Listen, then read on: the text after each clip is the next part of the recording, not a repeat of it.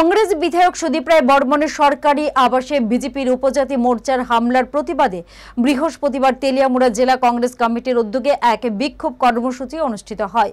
উপস্থিত ছিলেন প্রাক্তন বিধায়ক অশোক কুমার বৈদ্য, জেলা কংগ্রেস সভাপতি প্রদ্যুৎ ভট্টাচার্য প্রমুখ।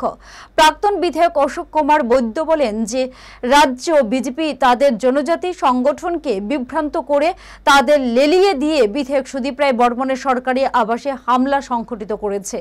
এই ঘটনায় তীব্র ধিক্কার জানায় জেলা কংগ্রেস কমিটি। নমস্কার।